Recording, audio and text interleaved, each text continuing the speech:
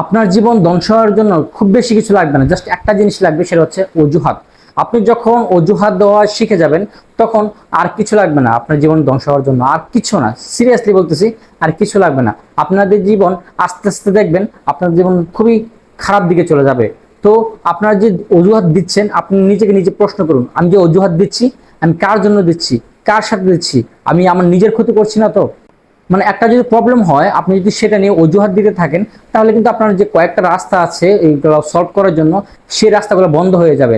আর আপনার ওই রাস্তাগুলো যখন বন্ধ হয়ে যাবে তখন এই প্রবলেমগুলো সলভ হবে না। আর একটা সময় যখন একটা দুইটা তিনটা এইভাবে প্রবলেম যখন বাড়তে থাকবে, তখন দেখবেন আপনার জীবনের প্রবলেম আর প্রবলেম, এই প্রবলেম নিয়ে আপনি ডিপ্রেশনে যাবেন, এবং ডিপ্রেশনে যখন যাবেন তখন আপনি খুব কখনোই ভালো কিছু করতে পারবেন না।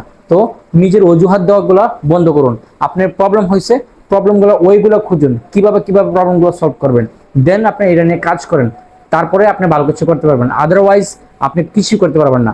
আপনাকে অজুহাত দেওয়া অবশ্যই অবশ্যই বন্ধ করতে হবে। আপনি যদি অজুহাত দিয়ে থাকেন কমেন্টে জানান, এবং কি কি বিষয় নিয়ে অজুহাত দিয়েছেন সেটাও আমাকে কমেন্টে জানান। Thank you.